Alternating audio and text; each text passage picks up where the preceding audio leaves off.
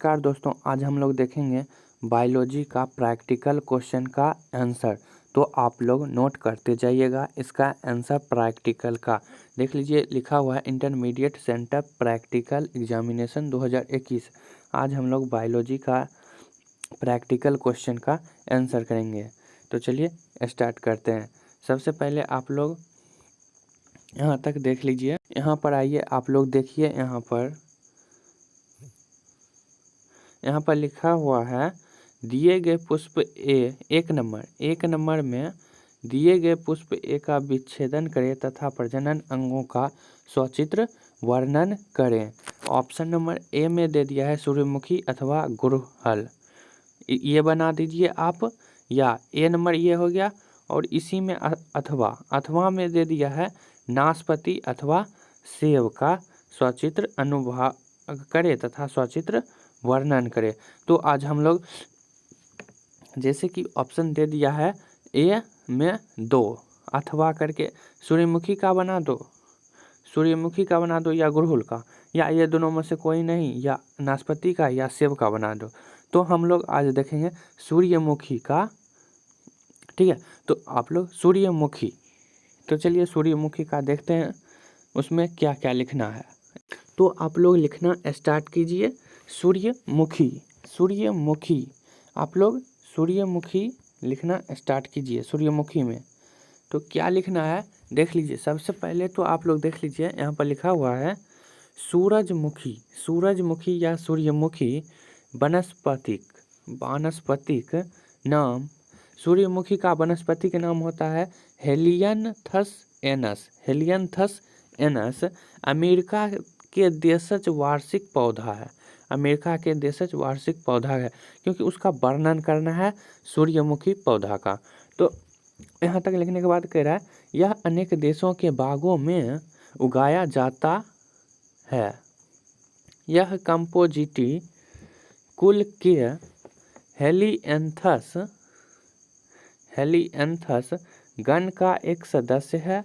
इस गण में लगभग 60 जातियां पाई गई है, जिनमें हेलियंथस एमोस, हेलियंथस डेकिपेटलेस,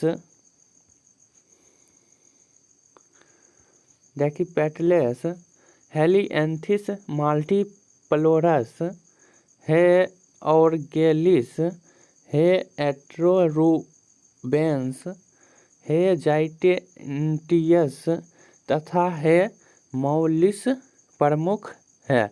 यहाँ तक आप लोगों को लिखना है। आप लोग वीडियो रोककर लिखते जाइए।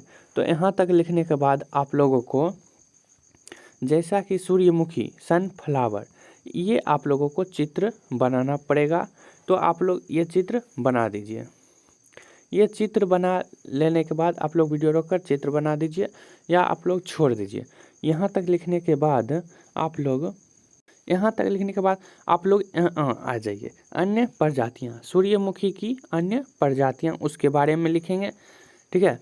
तो उसके बाद लिखना है मैक्सिमिलियन सूरजमुखी, हेलियंथस मैक्सिमिलियनी उत्तरी अमेरिका के मूल 12 मासी सूरजमुखी की 38 प्रजातियों में से एक है। भूमि संस्थान और अन्य प्रजनन कार्यक्रम वर्तमान में एक 12 मासी बीज फसल के रूप में इनके लिए संभावना तलाश कर रहे हैं। उसके बाद नेक्स्ट पॉइंट में लिखना है सुनचोक, यरूशलेम आर्टिचोक या हेलियंथस सूरजमुखी से संबंधित है। यह 12 मासी सूरजमुखी का एक और उदाहरण है। नेक्स्ट पॉइंट इसके बाद लिखना है मैक्सिकन सूरजमुखी टिथोनिया रोटनडिफोलिया है। यह बहुत ही दूर से उत्तर अमेरिकी सूरजमुखी से संबंधित है। ये नेक्स्ट पॉइंट था। और इसके बाद एक और नेक्स्ट पॉइंट लिखना है। पॉइंट में लिखना है फाल्स नकली सूरजमुखी जीन्स हेलियोपिसिस के पौधे को संदर्भित करता है। यहाँ तक आप लोग लिख दीजिएगा तो आपको फुल में फुल नंबर मिल जाएगा। सूर्यमुखी एक का ए नंबर क्वेश्चन था। अब चलिए नेक्स्ट क्वेश्चन की ओर। तो देख लीजिए हम लोग एक का ए बन गया है। अब एक का बी बनाएंगे। एक का बी नंबर क्वेश्चन कह रहा है दिए गए अस्थाई स्लाइड बी का अध्ययन करें तथा सचित्र वर्णन करें। ठीक है, तो यहाँ पर देख लीजिए ऑप्शन में दे दिया है आपका बी में मेढक के ब्लास्टूला का अनुप्रस्थ काट बना लीजिए या आप लोग खरगोश के ब्लास्टूला का अनुप्रस्थ काट बना लीजिए। तो हम लोग देखेंगे मेढक के ब्लास्टूला का अनुप्रस्थ काट। मेढक के, तो चलिए मेढक के ब्लास्टूला का अनुप्रस्थ काट देखते हैं। तो मेढक में क्या लिखना है आप लोगों को देख लीजिए। मेढक में क्या लिखना है, मेढक का बना रहे हैं तो मेढक में क्या लिखना है आप लोगों को, तो लिखते जाइए आप लोग। मेढक उभयचर वर्ग का जंतु है। मेढक उभयचर वर्ग का जंतु है जो पानी तथा जमीन पर दोनों जगह रह सकता है। मेढक एक उभयचर जंतु है जो पानी और जमीन दोनों पर रह सकता है। यह एक शीतर्तकी प्राणी है, अर्थात इसके शरीर का तापमान वातावरण के ताप के अनुसार घटता या बढ़ता रहता है। शीतकाल में यह ठंडक से बचने के लिए पोखर आदि की निचली सतह की मिट्टी लगभग 2 फुट की गहराई तक खोदकर उसी में पड़ा, यहाँ तक आप लोग लिख लीजिए वीडियो रोककर, इसके आगे चलते हैं, पड़ा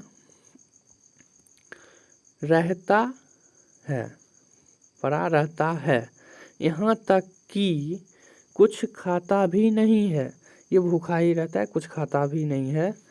इस क्रिया को शीत निद्रा या शीत सुषुप्तावस्था कहते हैं।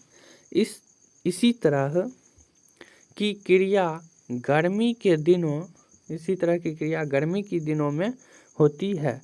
ग्रीष्मकाल की इस निष्क्रिय अवस्था को ग्रीष्म सुषुप्तावस्था कहते हैं।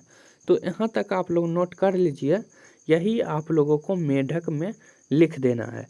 तो यहाँ तक अगर आप लिख देते हैं तो आपको इसमें जितना मार्क्स में पूछा गया था आप लोगों को उतना मार्क्स मिल जाएगा, क्योंकि ये 50 से 60 वर्ड में पूछता है तो 50 से 60 वर्ड हो गया है। तो हम लोग एक का बी भी बना लिए, यानी मेढक के ब्लास्टूला काट का वर्णन। मेढक का सचित्र वर्णन करा है तो चित्र आप लोग मेढक का बना दीजिएगा। तो चलिए अब नेक्स्ट क्वेश्चन की ओर चलते हैं। क्वेश्चन नंबर 2 कह रहा है दिए गए संग्रहालय नमूना सी के जलीय अनुकूलन का वर्णन करें। तो इसमें आप लोगों को ऑप्शन दे दिया है मेढक अथवा जलीय मछली का, या आपको वो नहीं बनाना है तो आप लोग हाइड्रिला अथवा ट्रापा का बना दीजिए। तो हम लोग मेढक का नहीं जेली मछली का बनाएंगे। जेली मछली इसका देखेंगे। तो चलिए जेली मछली का देख लेते हैं क्या होता है। आप लोग नोट करते जाइएगा जेली मछली। आप लोग वीडियो रोककर भी लिख सकते हैं या मैं बोल रहा हूँ आप लोग नोट करते जाइए। तो देखिए जेली मछली क्या होता है।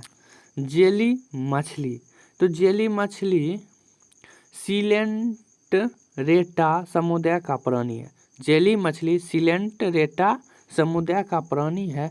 इस बहुकोशिकीय समुद्र प्राणी का शरीर देखने में छाते जैसा लगता है। ये मछली छाते के जैसे लगता है। इसकी 13 प्रजातियां होती है। इसकी कितनी प्रजाति होती है? 13 प्रजाति होती है। 13 प्रजाति। इसके शरीर में अनेक प्रवर्ध निकले रहते हैं जिन्हें टेंट किलस कहते हैं। इसका तिर्यक सीमित होता है।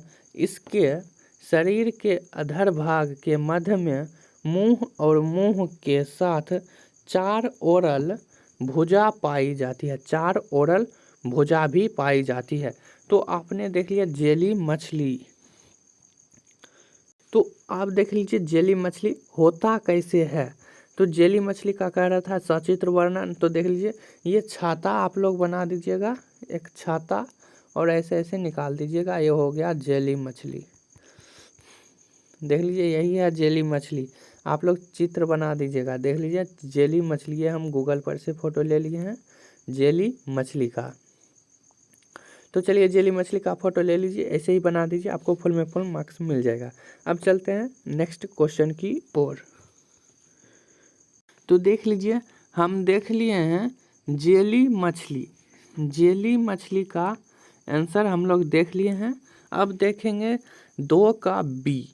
देखते हैं नेक्स्ट क्वेश्चन क्या है। नेक्स्ट क्वेश्चन क्या है? नेक्स्ट क्वेश्चन है आप लोगों का बी नंबर। ये आप लोग को बनाना ही नहीं है क्योंकि उसमें तो एक मैं बना दिया हूँ। बी नंबर क्वेश्चन है, दी गई सामग्री ई में नमी की मात्रा पीएच मान ज्ञात करें। पीएच मान ज्ञात करने के लिए पूछ रहा है। तो हम लोग देख लीजिए आपको ऑप्शन भी दे दिया है यहाँ पर, मैदान की मिट्टी बना लीजिए या आप लोग विभिन्न जल के नमूने बना लीजिए। तो इसमें से हम लोग क्या बनाएंगे? तो इसमें हम बनाएंगे मैदान की मिट्टी। मैदान की मिट्टी के बारे में हम लोग चर्चा करेंगे अभी। तो चलिए मैदान की मिट्टी की ओर चलते हैं। तो आप लोग नोट करते जाइए मिट्टी। मिट्टी के बारे में देख रहे हैं हम लोग अभी। मिट्टी महत्व एवं तकनीक, मिट्टी जांच पूछ रहा था मिट्टी के बारे में, मैदान की मिट्टी, तो वही यहाँ पर देख लेते हैं। तो यहाँ पर लिख दिए हैं, आप लोग लिखते जाइए। मिट्टी के रासायनिक परीक्षण के लिए पहला आवश्यक बात है खेतों से मिट्टी के सही नमूने लेना, जो कि ये सही है। पहले मिट्टी लेंगे तब ना कुछ जांच करेंगे। ना केवल अलग अलग खेतों की मृदा आपस में भिन्नता हो सकती है, बल्कि एक खेत में अलग अलग स्थानों की मृदा में भी भिन्नता हो सकती है। परीक्षण के लिए खेत में मृदा का नमूना सही होना चाहिए। यहाँ तक लिख लेने के बाद आप लोगों को पैराग्राफ चेंज करना है। पैराग्राफ चेंज करने के बाद आप लोगों को लिखना है, मृदा का गलत नमूना होने से परिणाम भी गलत मिलेंगे। अगर गलत जो चीज़ रहेगा तो उसका गलत ही परिणाम बना निकलेगा। खेत के उर्वरा शक्ति जानकारी के लिए ध्यान योग्य बात है कि परीक्षण के लिए मिट्टी का जो नमूना, यहाँ तक लिख लिए हैं, आप लोग रोक कर लिख लीजिए। इसके आगे देखते हैं। आप देख लीजिए इसके आगे, हो सकती है बल्कि एक खेत में अलग अलग स्थानों से विभिन्न हो सकते हैं। परीक्षण के लिए मृदा का नमूना सही होना चाहिए। यहाँ कहाँ तक हो गया था? ध्यान देने योग्य बात है, परीक्षण के लिए मिट्टी का जो नमूना लिया गया है वह आपके खेत के हर हिस्से का प्रतिनिधित्व करता हो। उसके बाद आप लोगों को लिखना है नमूना लेने का उद्देश्य। नमूना हम किस लिए ले रहे हैं, तो उसके लिए कुछ तो बात होगा। तो उसमें लिखना है रासायनिक परीक्षण के लिए मिट्टी के नमूने एकत्रित करने के मुख्य 3 उद्देश्य हैं।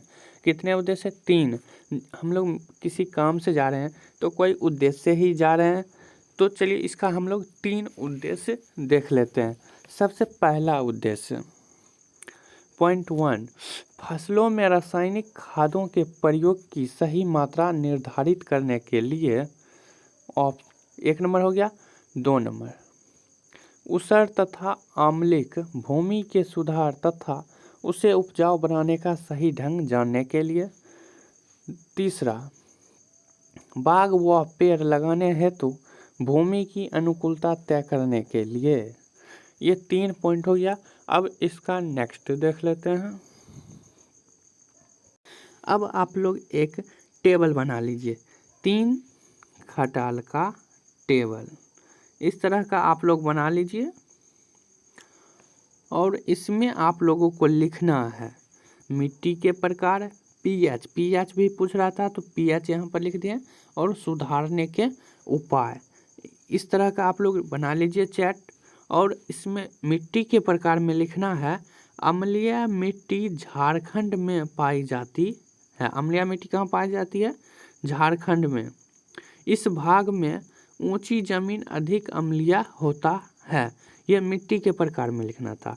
अब पीएच में लिखना है इस तरह की मिट्टियों की रासायनिक प्रतिक्रिया यानी पीएच 7 से कम होती है, परंतु उपयोग को ध्यान में रखते हुए 6.5 पीएच तक की मिट्टी को ही सुधारने की आवश्यकता है। अब पीएच भी देख लिए। अब देखते हैं सुधारने का उपाय कैसे सुधार सकते हैं। तो सबसे पहले चूने का महीन चूर्ण, चूना जो होता है उसका हम लोग बहुत पीस लेंगे। 3 से 4 क्विंटल प्रति हेक्टेयर की दर से बुआई करते समय कतारों में डालकर मिट्टी को पैर से मिला दें। उसके बाद उर्वरकों का प्रयोग एवं बीज की बुआई करें। जिस फसल में चूना की आवश्यकता है उसी में चूना दें, जैसा दलहनी फसल मूंगफली मकई में होता है। आप लोग ये लिख लीजिए। इसके यहाँ तक आप लोग लिख दीजिएगा मिट्टी की जांच में। तो चलिए अब नेक्स्ट क्वेश्चन की ओर चलते हैं। तो हम लोग 2 नंबर क्वेश्चन भी देख लिए हैं।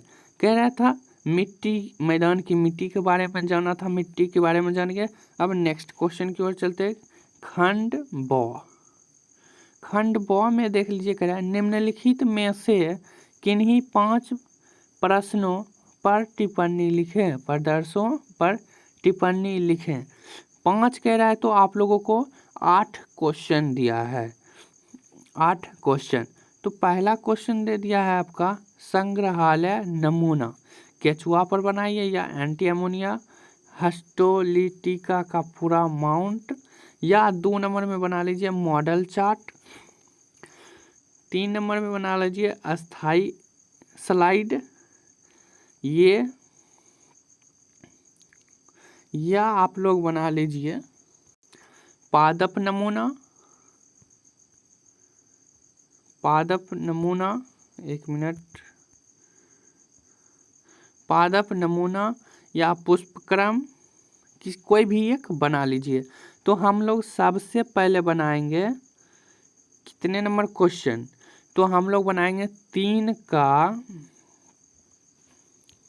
तो सबसे पहले हम लोग बनाएंगे 3 का 1 नंबर क्वेश्चन, 3 का 1 नंबर क्वेश्चन, 3 का 1 नंबर क्वेश्चन संग्रहालय नमूना में केचुआ का बनाएंगे, केचुआ का। तो चलिए केचुआ का देखते हैं।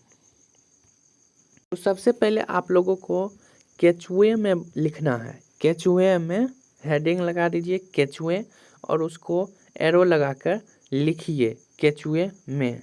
तो केचुए में क्या लिखना है आप लोग लिखते जाइए। लिखना है यह एक कृमि है, यह एक केचुआ क्या है? यह एक कृमि है जो लंबा वर्तुलाकार ताम्रवर्ण का होता है और बरसात के दिनों में गीली मिट्टी पर रेंगता नजर आता है। गीली मिट्टी में बरसात के दिनों में रेंगता नजर आता है। केचुआ जो होता है वो ओलिगोकीटा संघ का होता है, का सदस्य होता है। ओलिगोकीटा विखंड खंडयुक्त द्विपार्श्व सममिति वाले प्राणी होते हैं। यहाँ पर इंग्लिश भी लिखा गया है, आप लोग इंग्लिश से हैं तो इंग्लिश मीडियम से तो इंग्लिश लिखिएगा तो बेटर नंबर मिलेगा। हिंदी से ज़्यादा इंग्लिश लिखिए, अच्छा नंबर मिलेगा। इनके शरीर के खंडों पर आदर्शभूत रूप से काइटिन के बने छोटे छोटे सुई जैसे अंग होते हैं। छोटे छोटे सुई जैसे अंग होते हैं। आप लोग यहाँ तक लिख लीजिए। उसके बाद लिखना है छोटे छोटे सुई जैसे अंग होते हैं। उसके बाद लिखना है इन्हें सीटा कहते हैं। इन्हें क्या कहते हैं? सीटा भी कहते हैं। केचुआ को सीटा भी कहते हैं। सीटा चमड़े के अंदर थैलियों में पाए जाते हैं।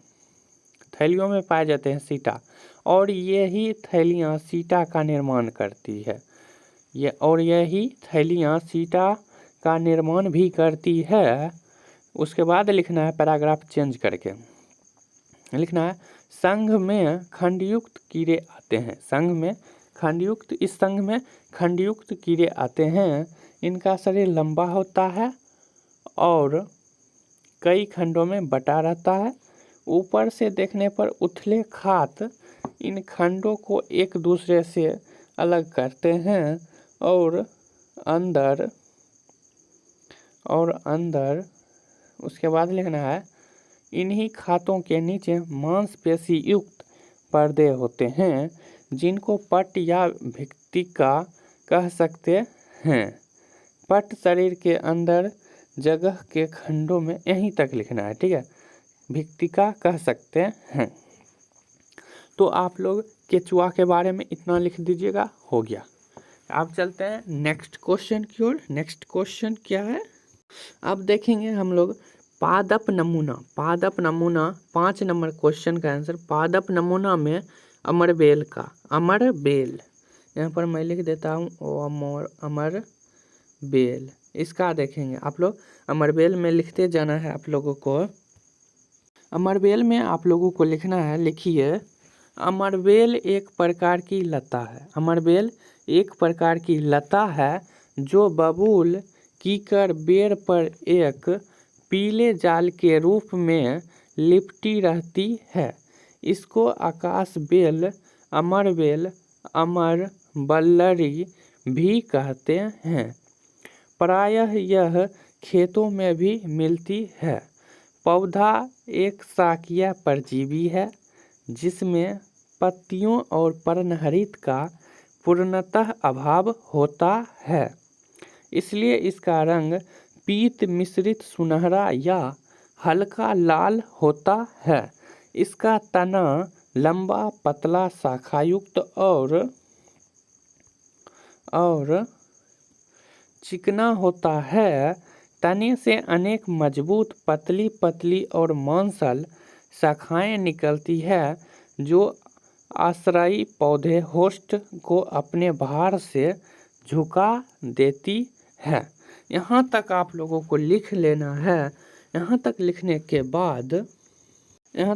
बाद आप लोगों को उसके बाद लिखना है इसके फूल छोटे, सफ़ेद या गुलाबी, घंटाकार, आवृत या समृत और हल्की सुगंध से युक्त होता है। उसके बाद आप लोगों को लिखना है पैराग्राफ चेंज करके यह बहुत विनाशकारी लता है जो अपने पोषक पौधों को धीरे धीरे नष्ट कर देती है। इसमें पुष्पागमन वसंत में और फलागम ग्रीष्म ऋतु में होता है। इसकी लता और बीज का उपयोग औषधि के रूप में होता है। यहाँ तक आप लोगों को लिखना है किसमें? अमरबेल में। तो चलिए अब नेक्स्ट क्वेश्चन की ओर चलते हैं। 2 क्वेश्चन हो गया है। अब चलेंगे नेक्स्ट क्वेश्चन की ओर। 5 क्वेश्चन का रहा था, 2 क्वेश्चन हो गया है। अब चलेंगे 6 नंबर क्वेश्चन। 6 नंबर क्वेश्चन में कह रहा है सरसों अथवा मटर अथवा तुलसी। तो हम लोग मटर पर लिखेंगे, मटर पर, ठीक है। तो चलिए मटर पर देख लेते हैं। मटर में आप लोगों को लिखना है, लिखते जाइए आप लोग मटर में। मटर एक फूल धारण करने वाला द्विबीजपत्री पौधा है। इसकी जड़ में गांठें मिलती है। इसकी जड़ में गांठें मिलती है। इसकी संयुक्त पत्ती के अगल कुछ पत्रक परतान में बदल जाते हैं। यह साकिया पौधा होता है जिसका तना खोखला होता है। इसकी पत्ती से युक्त होती है। इसके फूल पूर्ण एवं तितली के आकार के होते हैं। इसकी फली लंबी, चपटी और अनेक बीजों वाली होती है। यहाँ तक लिखने के बाद आपको नेक्स्ट में लिखना है मटर के बीज। मटर के एक बीज का वजन, अब ये तो हमें उर्दू में आता ही नहीं है, तो आप लोगों को नहीं लिखना है। ये मटर के बीज का वजन छोड़ दो। इसके बाद लिखना है इसका केंद्र दक्षिण एशिया है। इसका केंद्र दक्षिण एशिया है।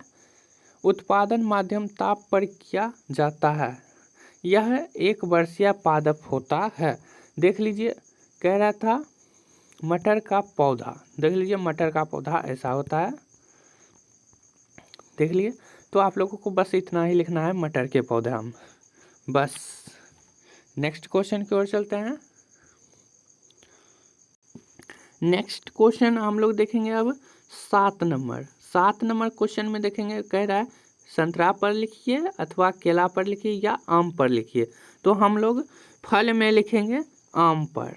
आम पर गर्मी आने वाला है, नहीं ठंडी अब आएगा, इसलिए हम लोग आम पर लिखेंगे।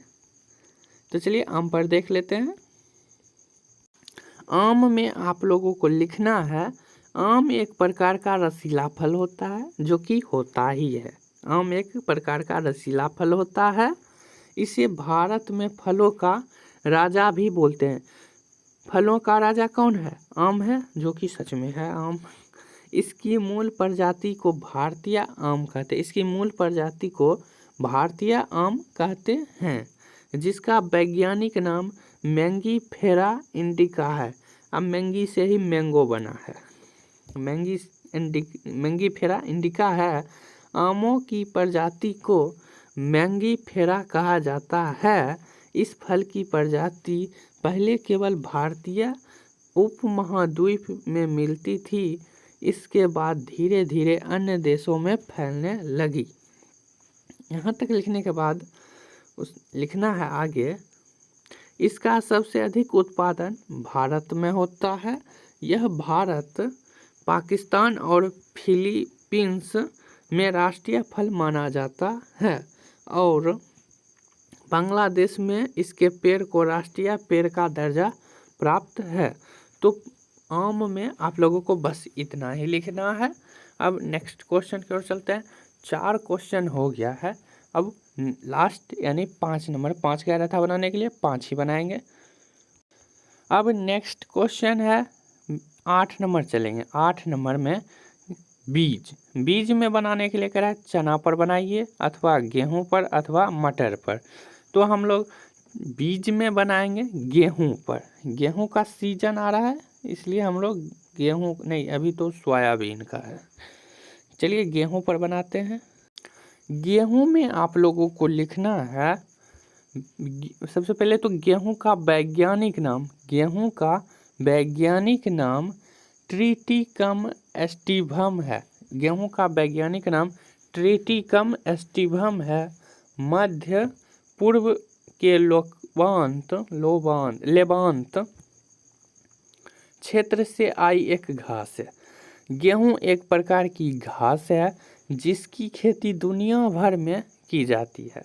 गेहूं एक प्रकार की घास है जिसकी खेती दुनिया भर में की जाती है।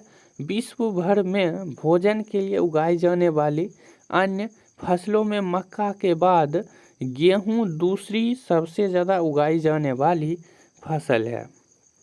विश्व में दूसरा स्थान पर है गेहूं, फर्स्ट स्थान पर है मक्का।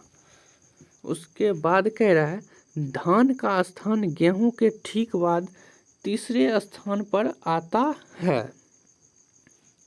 इसके बाद लिखना है आप लोगों को, ठीक है, तीसरे स्थान पर होता है।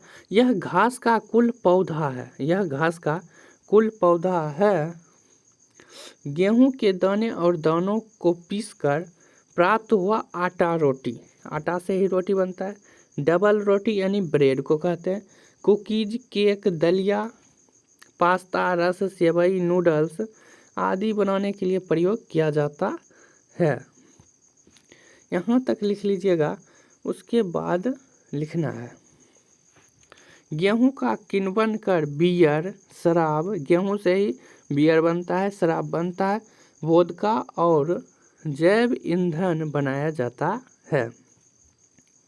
गेहूं की एक सीमित मात्रा में पशुओं के चारे के रूप में प्रयोग किया जाता है, यानी जिसको हम लोग भूसा कहते हैं, और इसके भूसे को पशुओं के चारे या छत छप्पर के लिए निर्माण सामग्री के रूप में इस्तेमाल किया जाता है। बस इतना ही आप लोगों को गेहूं में लिखना था। आप लोग गेहूं में लिख दीजिएगा तो हो गया हमारा 5 क्वेश्चन। तो आज भर के लिए बस इतना ही। मिलते हैं नेक्स्ट वीडियो में। और आप लोगों को इसका PDF चाहिए तो टेलीग्राम ज्वाइन कर लीजिए, डिस्क्रिप्शन में लिंक दे दूँगा।